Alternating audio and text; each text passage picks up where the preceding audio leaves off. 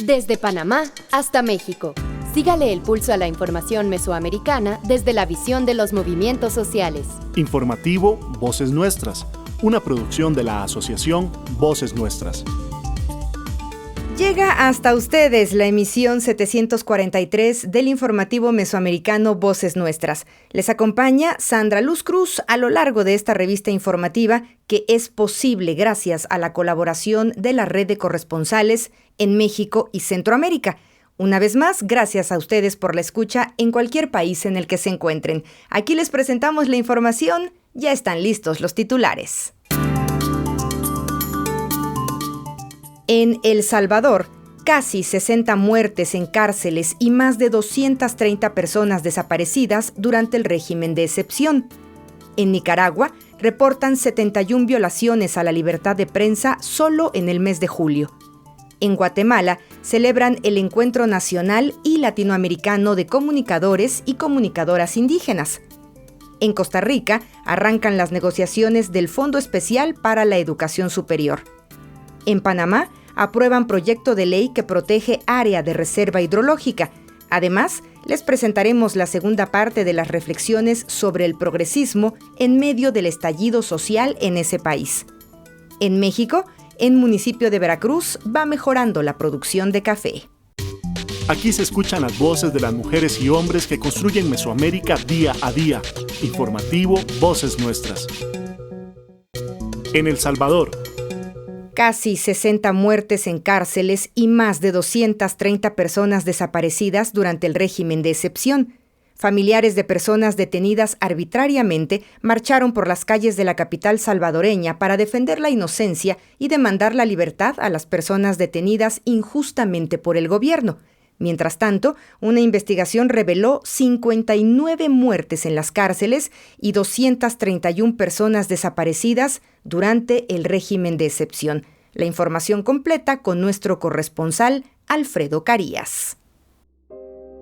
Aumentan las protestas de los familiares de las personas detenidas injustamente por el estado de excepción y piden su libertad defendiendo su inocencia en El Salvador. Aquí he venido yo a esta marcha pues por el motivo que se llevaron a mi hijo Douglas Antonio Tejada Ramos sin ningún delito. Que ellos lo hayan puesto, que es un delincuente, esa parte, pero mi hijo solo trabajando porque es un pequeño agricultor, trabajaba de ayudante de albañil y de la casa lo fueron a sacar a las 8 de la noche el día 19 de mayo de hoy de este año. Y hasta este momento yo pues no, una tan sola vez le he ido a dejar paquete porque por el asunto del dinero no he podido ir, ¿va? Entonces desde la casa lo fueron a traer, ha dejado 2 niñas, su compañera de vida, no viene ella porque le da miedo por lo que está, que las están llevando a las mujeres, ¿va? Pero él no es un pandillero, se lo voy a decir porque yo tengo nietos que es policía, tengo sobrinos policía, hay un señor que es abogado, mi sobrino, y es abogado de los policías. Entonces, y se me han llevado a mi hijo. Por su parte, una investigación reveló que en el marco del régimen de excepción se han contabilizado 59 muertes en centros penales del país y 231 personas desaparecidas. Así lo señaló Omar Serrano, vicerrector de la Universidad Centroamericana José Simeón Cañas, UCA. El artículo 194, ordinal quinto de la Constitución, dice que el número de arrestos debe ser comunicado a la Procuraduría para la Defensa del Derecho Humano. Teníamos hasta la fecha que se hizo el informe 30 y pico mil de arrestos y la Procuraduría en su primer y segundo informe reportaba 9.360. Esto nos dice que no se le está informando a la Procuraduría, por eso la recomendación. Y también fíjense que hasta el 11 de julio, es decir, 107 días después de estar vigente el régimen de excepción, se permitió el ingreso a la Procuraduría a los centros de detención de personas adultas. Hasta esa fecha se había tenido acceso a Bartolina, centros de resguardo para adolescentes, pero no a los centros penales, hasta 107 días después de implementado el régimen o el estado de excepción, lo que también indica que no se respeta la ley. Por otra parte, no voy a enumerarlas, hay una serie de irregularidades en las capturas, ¿verdad?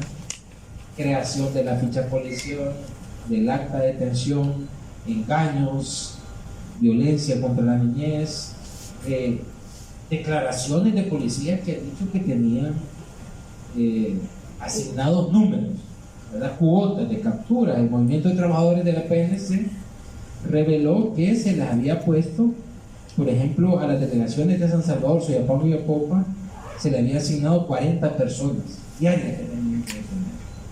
A los de San Marcos 20, 35 a las de Ciudad Delgado. ¿Verdad? Esta es una información que salió en los medios, ustedes la conocen. Otro elemento es que hay una focalización del estado de excepción, una criminalización de la juventud y de los pobres, ¿verdad? La mayoría de los y las detenidos viven en el umbral de la pobreza y en zonas de alta vulnerabilidad económica y social, por lo que no tienen acceso a una defensa legal y son víctimas de la arbitrariedad y el sometimiento de los jueces a los deseos del Ejecutivo. ¿Verdad? Según las estadísticas, más de la mitad de los detenidos son menores de 30 años, más de la mitad. Es decir, es una persecución contra población joven y contra población joven. O sea, las maras y pandillas aquí es cuestión de pobres, de colonias, de barrios, de periferias, donde están eso, y eso hay que aceptarlo. Lo que evidencia también que las maras y pandillas son, aunque tengan manifestaciones criminales, son eminentemente un problema social, y aquí se ha tratado y se sigue tratando como un problema de seguridad nacional. Más de 40.000 personas han sido detenidas durante el régimen de excepción, según información oficial, pero se calcula que el número puede ser superior. Sin embargo, las autoridades no han revelado información de las pruebas ni investigaciones que aseguren que las personas detenidas son criminales, y se les ha negado el derecho a la defensa. Informó para Voces Nuestras desde El Salvador, Alfredo Carías. En El Salvador, usted puede escuchar el informativo Voces Nuestras a través de las radioemisoras Izcanal, Tehuacán, Variedades y La Clave. Le seguimos informando a través de nuestra página de Facebook Voces Nuestras. En Nicaragua, reportan 71 violaciones a la libertad de prensa solo en el mes de julio. Al menos 71 casos de violaciones a la libertad de prensa y expresión se registraron en Nicaragua solo en el mes de julio, según el informe del organismo Red Voces del Sur. El informe mensual indica que en total se evidenciaron 71 casos de violaciones a la libertad de prensa. 66 fueron perpetrados contra medios de comunicación, que totaliza el 93%, y 5 contra personas naturales, lo que representa el 7% de casos. Las principales violaciones reportadas se refieren a las acciones de hostigamiento, persecución y allanamiento a casas de periodistas y otros trabajadores de medios, el uso abusivo de la fuerza policial y en otros casos de paraestatales, lo cual obligó que 17 periodistas nicaragüenses se vieron forzados al exilio. La mayor cifra de exiliados fueron los colaboradores del diario La Prensa. Según detalló el medio, muchos de sus colaboradores abandonaron el país sin pasaporte o con este documento vencido ante la imposibilidad de renovarlo por las restricciones de la Dirección de Migración y Extranjería del país y el temor a ser encarcelados durante el proceso, indica el informe de la Red Voces del Sur. El exilio de los periodistas del diario La Prensa tuvo como detonante el secuestro de 2 choferes del medio y la desproporcionada persecución policial en contra de otros colaboradores. Los choferes a la fecha siguen en la cárcel.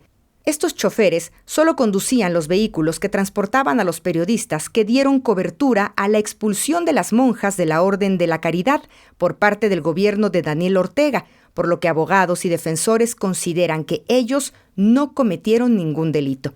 A esta preocupación se suma la organización Periodistas y Comunicadores Independientes de Nicaragua, PECIN, quienes también han denunciado que además de los hostigamientos, se han cometido otras violaciones a los derechos humanos de las y los periodistas que trabajaban en los 8 medios de comunicación de la Iglesia Católica de Matagalpa, al norte de Managua, los cuales fueron cerrados arbitrariamente por el gobierno. Esta situación que afecta a Matagalpa y al resto del país en este año ha provocado una tercera ola de periodistas en el exilio, pero también una ola inmensa de periodistas y trabajadores de estos medios de comunicación en desempleo, que deja en desamparo no solo a los periodistas, sino a sus familias que estaban, a niños, niñas, que estaban a cargo de estas personas que colaboraban con estos medios.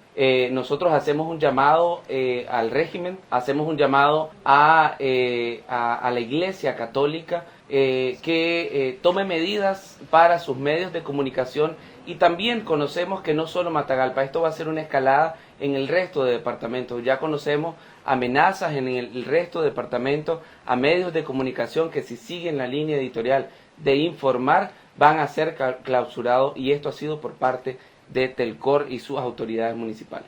Además de los periodistas exiliados, se reportaron en este mes 12 desplazamientos internos de reporteros y otros trabajadores de medios de comunicación independientes. Estos se vieron obligados a movilizarse a otros departamentos del país debido al acoso e intimidación de que fueron víctimas por parte de policías y, en otros casos, por conocidos paraestatales. Es lo que detalla el informe en esta información que llega desde Nicaragua. En Nicaragua, sintonizan el informativo Voces Nuestras a través de los 102.9 FM de Radio Volcán y en Radio Voz Juvenil 97.7 FM. Búsquenos y síganos en Facebook como Voces Nuestras. Nos unen nuestros territorios, nuestras historias, nuestras culturas. Informativo Mesoamericano, Voces Nuestras.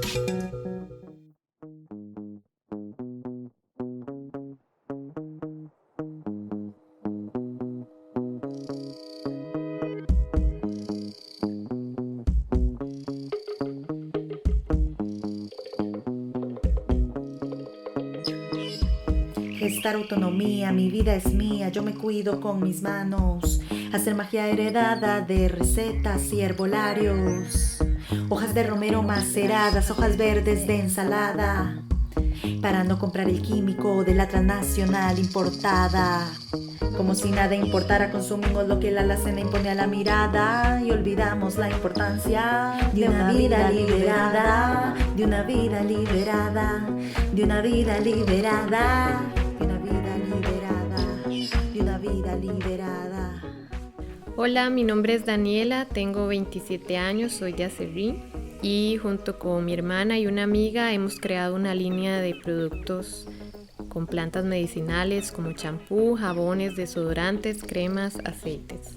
El reto más grande ha sido lograr una economía rentable a partir del proyecto, porque los primeros años han sido de inversión.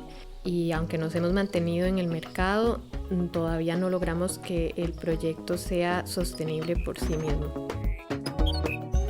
Mi jabón tiene flores de lavanda cosechada en mi fachada de mi patio territorial liberada. Lo que hago lo comparto con familia y con manada. Precio justo, intercambio, tejo en red acompañada. Precio justo, intercambio, tejo en red acompañada.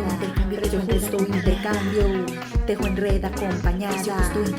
Precio justo, intercambio, tejo en red acompañada. Lo que más nos gusta de trabajar con economía social solidaria es que tenemos libertad de decisión y podemos ajustarnos a nuestros propios horarios, no dependemos de un jefe y tenemos esa libertad para decidir sobre el proyecto y hacia dónde vamos y qué productos colocamos. La autonomía es nuestra capacidad de actuar con criterio e independencia. Es autogobernarse. La autonomía es libertad con disciplina y responsabilidad. La economía social solidaria es autonomía. Si sembramos autonomía, cosechamos libertad. ¿Y vos, qué vas a sembrar? Un mensaje de la Mesa de Economías e Intercambios Solidarios, la Asociación Voces Nuestras y esta emisora. En Guatemala. La Federación Guatemalteca de Escuelas Radiofónicas FEGER celebra el 7º Encuentro Nacional y el 4º Encuentro Latinoamericano de Comunicadores y Comunicadoras Indígenas. La temática fue Narrativa de los pueblos originarios y tuvo como finalidad conocer las luchas y prácticas de los pueblos originarios para la realización de análisis y creación de propuestas desde los diferentes sectores. Más de 100 comunicadoras y comunicadores provenientes de Abya Yala, de toda América Latina y de diversos territorios de Guatemala se congregaron los días 9 y 10 de agosto en San Lucas, Tolimán, municipio del departamento de Sololá, allá en Guatemala. Enseguida, todos los detalles.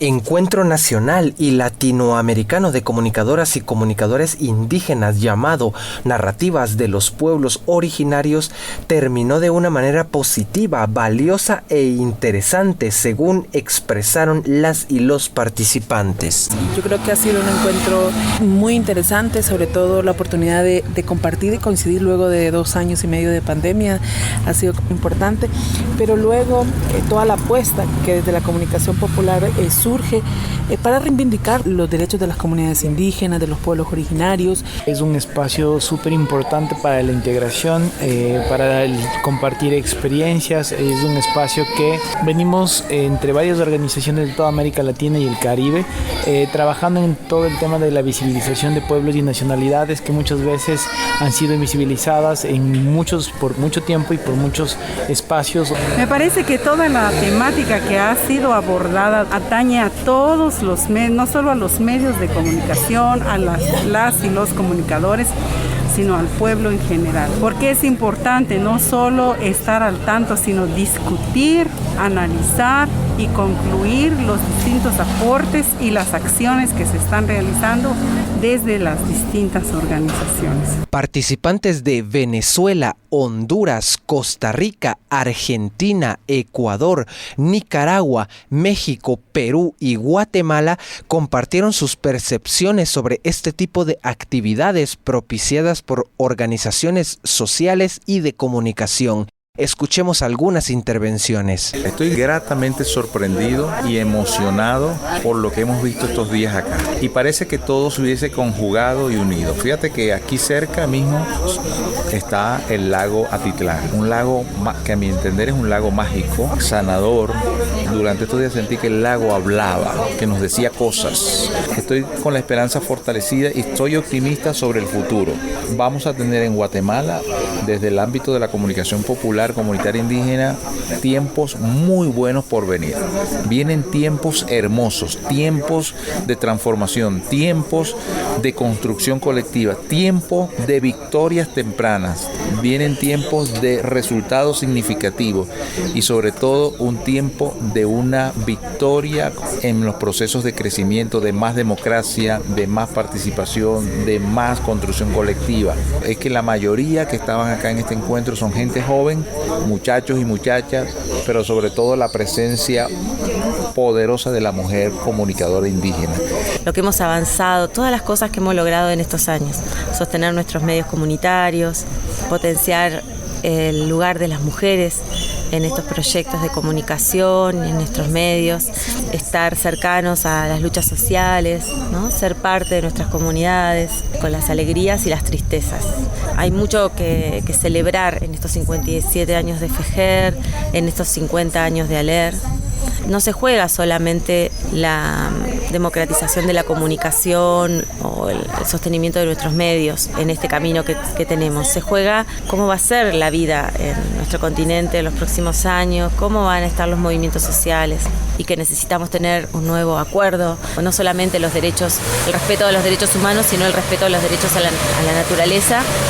Bueno, hasta allí vamos a ir caminando, porque no hay otro proyecto. El otro proyecto es un proyecto de muerte. Para ese proyecto no nos necesitan, ¿no? No cuentan con nosotros. Desde Voces Nuestras en Costa Rica siempre tenemos una admiración tremenda por el trabajo que lleva FEJER, incorporando a nuevas juventudes en las temáticas, incorporando a las compañeras, las mesas de trabajo, las ponencias estuvieron excelentes, a la altura de que nos siguen cuestionando, problematizando elementos que tenemos que ir considerando, ¿no? Memoria histórica métrica colectiva, el tema del derecho humano a la comunicación, ¿no? El trabajo en red, el trabajo en conjunto que tiene que seguir creciendo. Tenemos que trabajar más como región, entendernos mejor como una región que tiene problemas, que tiene más o menos a los mismos infelices detrás de los proyectos que nos siguen despojando. Así que tenemos que seguir trabajando en esta educación, en esta comunicación popular, y este tipo de eventos pues nos ayudan, no solo a retomar la presencialidad, sino que tener ese gran abrazo latinoamericano que es el que va a plantear futuro. Esa es la potencia que tiene la base, la potencia que tiene el pueblo, ¿no? Seguir comunicándose en sus propios idiomas, ¿no? Y seguir atrayendo esta esperanza que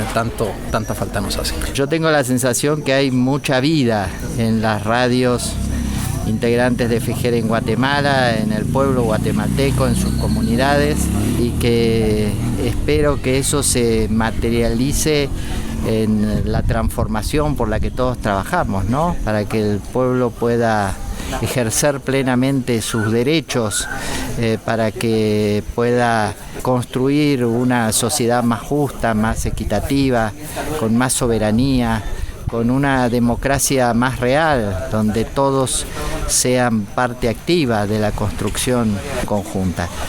Este encuentro fue realizado en el municipio de San Lucas Tolimán, departamento de Sololá, en Guatemala, en el marco del Día Internacional de los Pueblos Indígenas y del aniversario 57 de la Federación Guatemalteca de Escuelas Radiofónicas FEJER, el cual es celebrado el 9 de agosto. Informando desde los territorios, Marco Hernández. Si usted está en Guatemala, puede escucharnos a través de Radio Cahuinaquel, Radio Balam. Envíenos sugerencias, comentarios y reportes de sintonía a redacción@vocesnuestras.org. En Costa Rica, arrancan las negociaciones del Fondo Especial para la Educación Superior.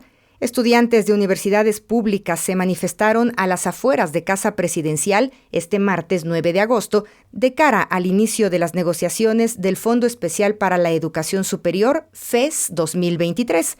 La Federación de Estudiantes de la Universidad de Costa Rica denunció mediante un comunicado de prensa el hermetismo por parte de la administración del presidente Chávez ante consultas del movimiento estudiantil sobre el presupuesto que se destinará a la educación pública superior el próximo año.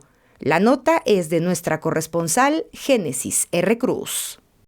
¿Sabes qué es el FES? El FES, el Fondo Especial para la Educación Superior, que está normado en el artículo 85 de la Constitución Política.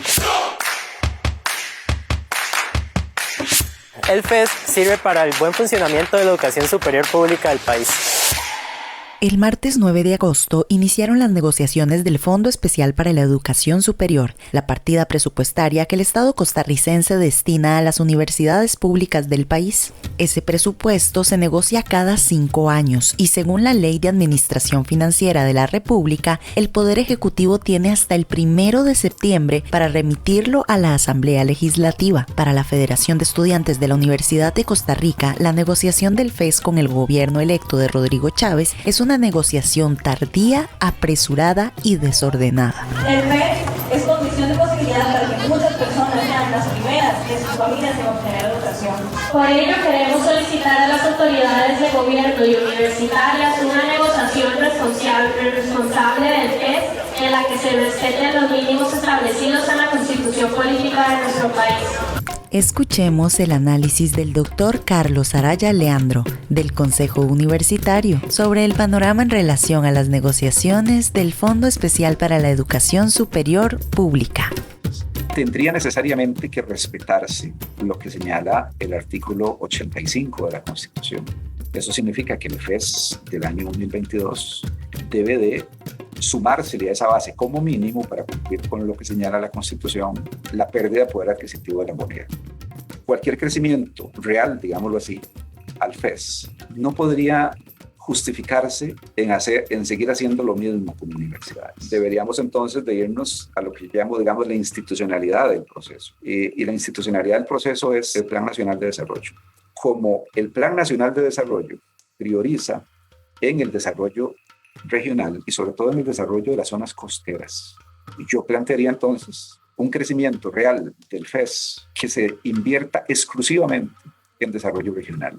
Me atrevería a decir que exclusivamente en las zonas costeras, de manera tal que la acción de la universidad pública pueda tener un impacto en mejorar las condiciones de vida de las personas que viven en esas regiones que, dicho sea de paso, son las regiones donde hay mayores niveles de desigualdad, mayores niveles de pobreza, mayores niveles de desempleo, y creo que como universidades públicas me atrevería a decir que hemos quedado bien.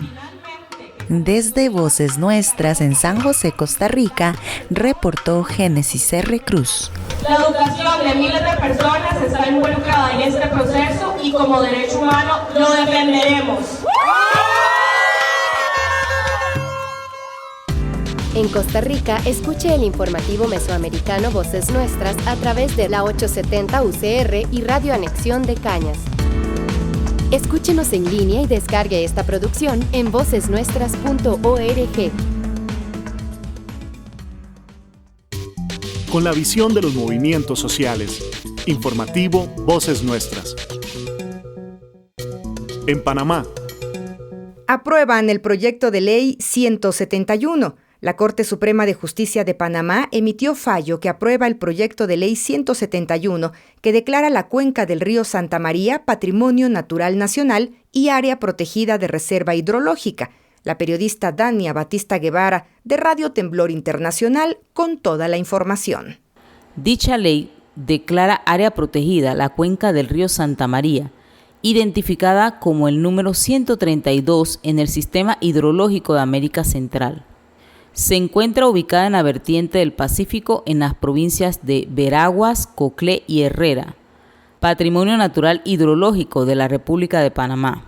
También la ley incorpora articulados vitales para lograr su manejo con responsabilidad social y ambiental, en respuesta a atender responsablemente con las comunicaciones sobre cambio climático, convenios y normativas establecidas en convenios y leyes, evitando daños ecológicos, enfermedades emergentes y reemergentes, descontentos y reacciones al no respetarse los derechos humanos de vivir en sintonía y amistad profunda con la madre naturaleza. Escuchemos declaraciones de Santiago Mendoza, de la Red Ecológica Social y Agropecuaria de Veraguas, RESAVE. Es preciso en este momento, quiero referirme a dos temas tan importantes. Lo uno es hacer breve historia de lo que ha sido RESAVE y luego entonces saber que el proyecto de ley 171 ha sido aprobado por la Corte Suprema de Justicia. Primero, RESAVE ha sido una organización que ha venido luchando por muchos años en defensa de nuestros territorios y de nuestros recursos naturales y por ende el derecho a la vida. Y es así entonces que ha venido por muchos años en esa lucha, ya que nos damos de cuenta que los intereses mezquinos del poder capitalista pues siempre sigue atentando contra los derechos de los ciudadanos panameños, en especial los más vulnerables que somos nosotros, los campesinos y los indígenas. Es así entonces que se conforma RESAVE a raíz de tantos problemas sociales.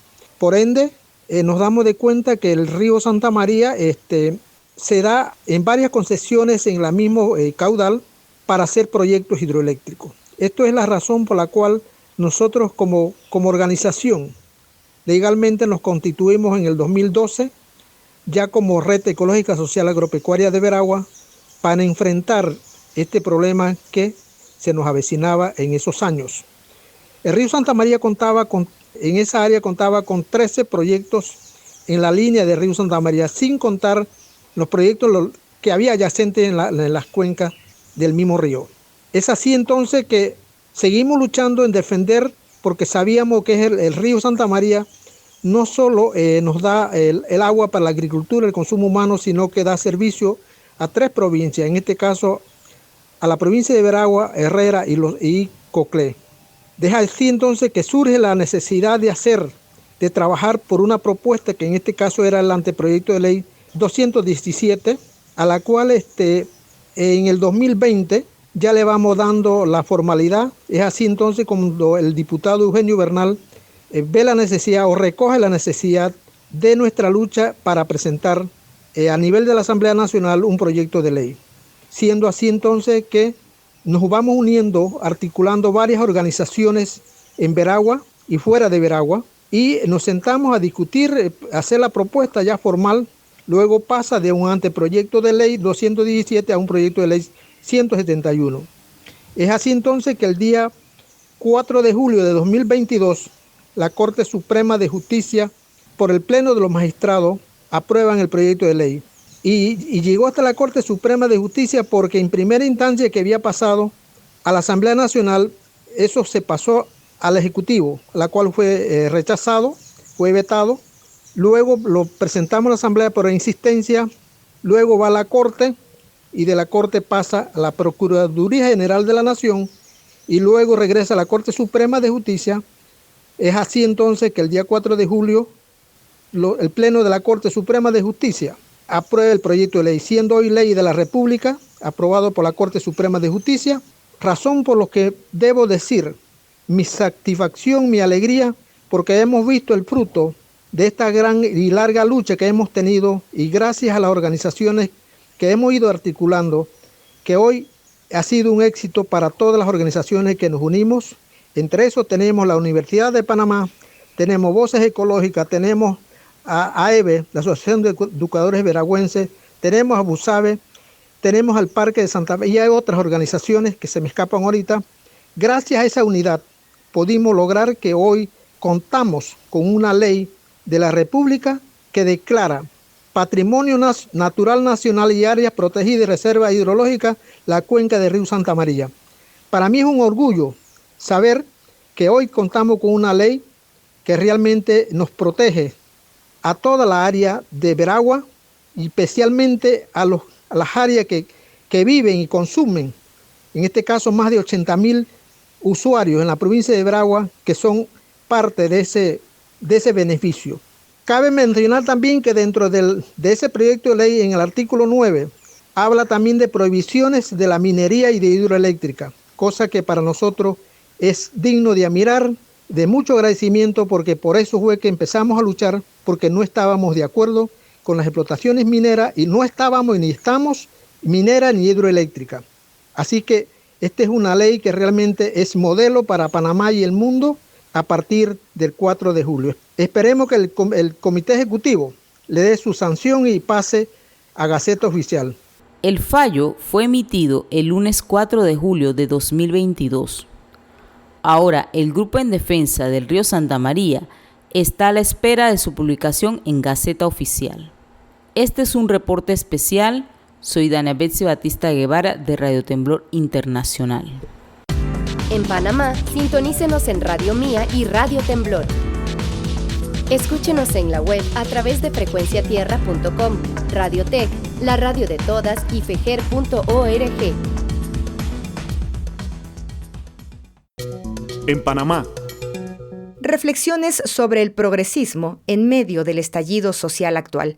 Un grupo diverso de la sociedad panameña fue convocado para reflexionar en torno a un tema necesario en el contexto actual de estallido social en ese país, el progresismo en Panamá. Esta es la segunda entrega de la entrevista a Enoch Adames, catedrático universitario, en el marco del diálogo que propiciara la Fundación Friedrich Ebert con actores y actoras del movimiento social panameño. La nota con la comunicadora Sharon Pringle Félix. Hace pocos días, y en medio de un contexto de estallido social en Panamá, la Fundación Friedrich Ebert inició un espacio para reflexionar en torno al progresismo en Panamá. Esta es la segunda entrega donde Enoch Adames, catedrático universitario, nos acompaña en Voces Nuestras para aportar a dicha reflexión. Enoch nos habló de progresismo. En ese marco, es preciso entender la construcción estatal de Panamá para quienes buscan comprender un país como el nuestro. Desde el Estado federal, en la cual se articula una suerte de autonomía regulada en el marco del federalismo colombiano, hasta nuestra independencia de Colombia, la construcción estatal nacional ha sido una construcción siempre problemática y siempre difícil. Hay una etapa inicial, por supuesto, republicana, en la cual el Estado tiene que compartir la coerción con los ex-marines de la ex zona del canal. De ahí que el tema de la soberanía, el tema del territorio, el tema de la acumulación nacional a partir de un Estado único y la defensa de esta prerrogativa del territorio, de la población y del Estado que asume la representación del conjunto de la sociedad, sea un tema a lo largo de la historia, un tema problemático e inconcluso y incidido por distintos factores que han obstaculizado o han profundizado este proceso. En la visión de nuestro historiador y filósofo Ricaurte Soler, plantea a lo largo de la historia republicana 3 grandes inflexiones, los distintos momentos en la cual se va configurando no solamente una identidad nacional, sino que se va configurando el perfeccionamiento de un orden político que asume no solamente la unidad territorial, la representación de una población, sino que también define hacia afuera una identidad soberana de lo que este Estado construye internamente en lo que refiere al orden institucional, político y su incidencia en la convivencia ciudadana del país. Ricaurte Soler plantea 3 grandes inflexiones: Porras, Arnulfo Arias y Torrijos como los 3 grandes momentos mediante la cual lo estatal nacional tiene progresivamente una evolución y un perfeccionamiento. No hay duda de que hay elementos que en la segunda fase de esta construcción, que es Arnulfo Arias, es una afirmación nacional que está sin duda debatida por el carácter racista de muchas de sus disposiciones. Sin embargo, es una afirmación que expresa los intereses de un sector de la sociedad panameña no oligárquico en ese momento y que se orienta en este proceso, digamos, lógico, acumulativo de la afirmación estatal nacional. Porque de alguna manera entendamos de que lo estatal nacional construye de alguna manera este proceso acumulativo para entendernos, sin duda de que la referencia al Estado siempre será una referencia política crucial para poder de alguna manera definir hacia adelante alternativas de emancipación. ¿Podemos plantear algunos desafíos que se divisan en el horizonte, algunas esperanzas o luces en materia de progresismos? Bueno, la crisis de hoy es una crisis básicamente socioeconómica. Las reivindicaciones que padece la sociedad panameña en la coyuntura conectan necesariamente con el tema estructural del país. La canasta básica, los carburantes, las medicinas, están vinculados sin duda a la estructura y no pueden ser resueltos si no hay una aproximación, un abordaje a la naturaleza asimétrica de desigualdades y por supuesto de exclusiones que la estructura socioeconómica y del poder tiene en el país.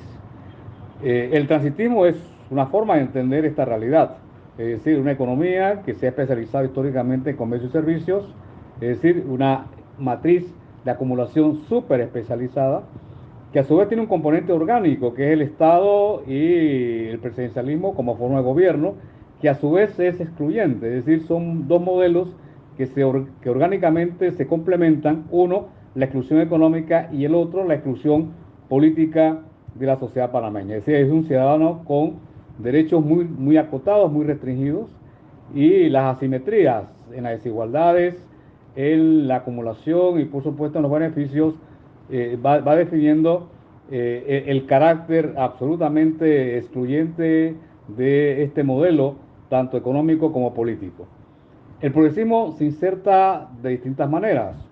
Por supuesto que está el progresismo del magisterio, está el progresismo de nuestros hermanos Nove, está el progresismo que de alguna manera articula a pequeños y medianos propietarios, es decir, todos hoy configurando un lenguaje común en lo que refiere a la reivindicación que la coyuntura abre. Hay un lenguaje común, eso estaría por verse.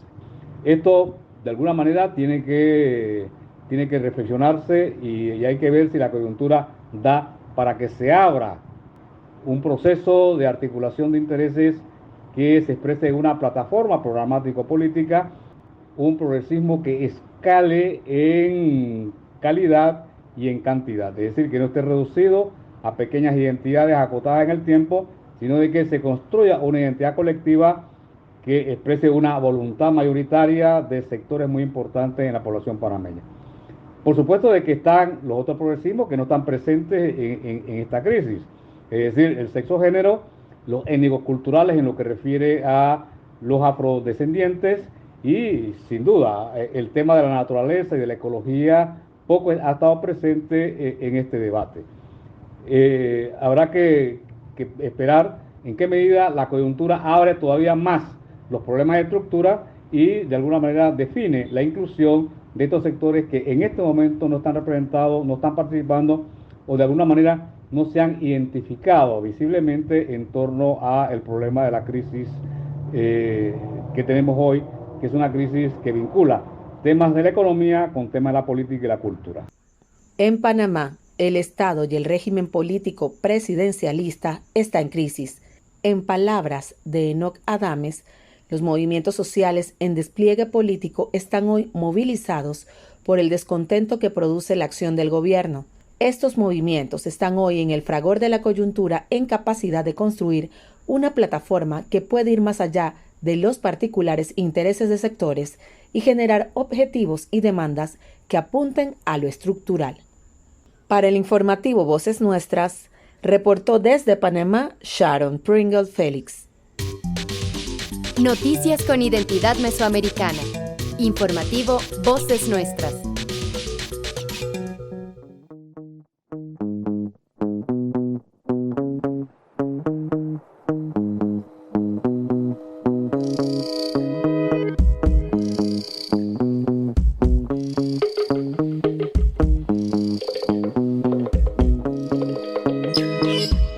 Mi cuerpo es mi primer territorio de defensa, autocuido y amor propio. ¿Y usted qué piensa? Escoger mis alimentos es autodefensa contra la ofensa de un mercado que en mí no piensa.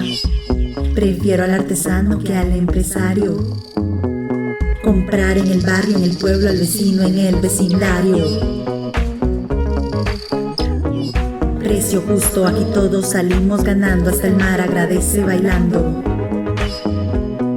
Precio justo, aquí todos salimos ganando, hasta el mar agradece bailando. Mi nombre es Rodolfo, tengo 38 años y desde hace más de 20 años me dedico a la pesca artesanal en la isla de Chira.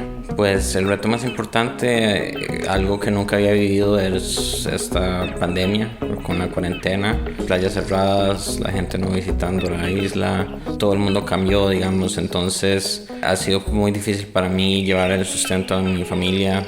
Dado la crisis económica, en este momento la gente no está pagando un precio justo por el pescado, digamos, por el esfuerzo que se hace, por tener una pesca artesanal de pequeña escala.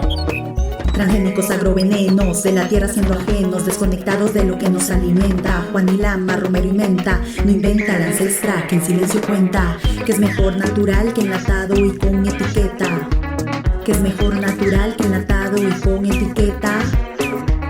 Apoyar el mundo que soñamos, consumir pero sabiendo por qué pagamos. Los ideales por los que luchamos, todos ganamos, la conciencia universal elevamos. Lo que más me gusta y me apasiona es estar en el mar, completamente libre, poder llevar sustento a mi familia de una manera ecológicamente sustentable y poder sostenerme yo sin causar un efecto grande en el ambiente.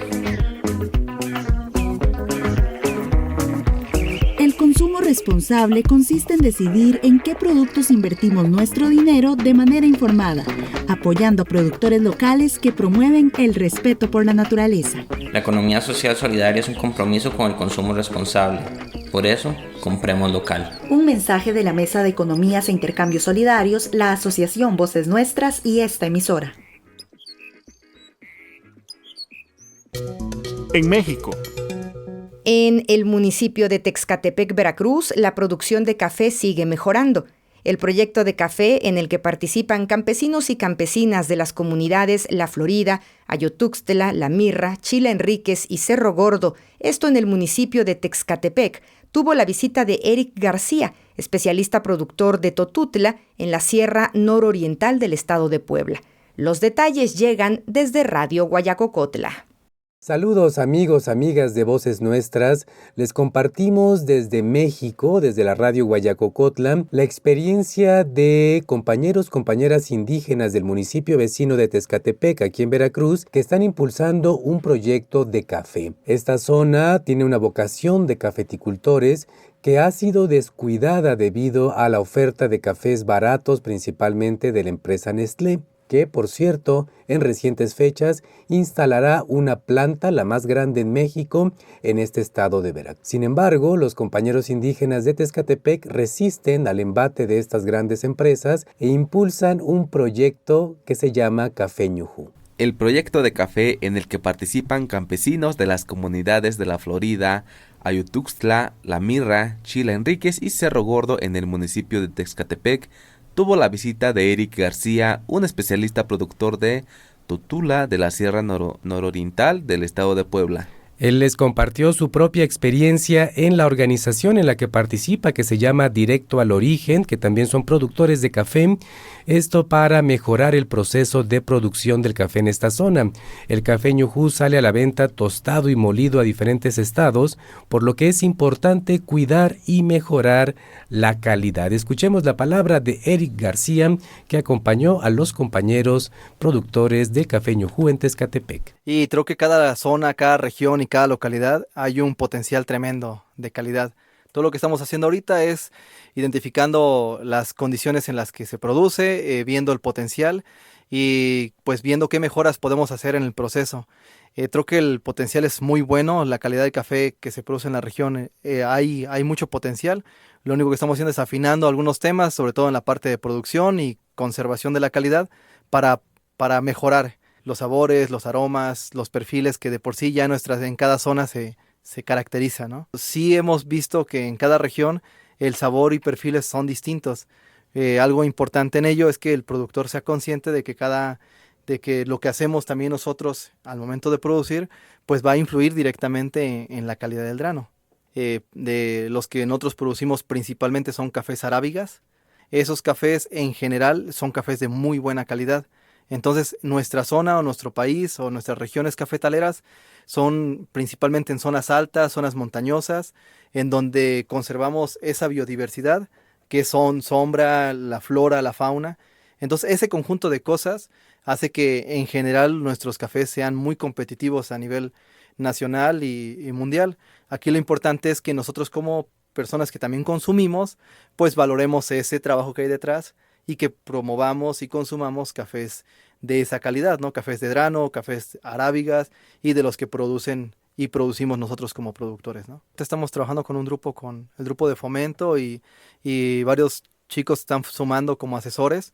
Entonces yo creo que debemos ir acercándonos a estos grupos de trabajo, a Café Ñujú, para que así de ese modo pues podamos ir conociendo qué se está haciendo en otros lados y pues ir replicando lo que está funcionando. Lo que están haciendo o sumando en café, pues están especializando también. Entonces yo creo que en cada cosa que hagamos es irnos especializando. Hasta aquí el reporte, Sandra. Saludamos a los amigos y a las amigas que escuchan Voces Nuestras desde México, desde la radio Guayacocotla.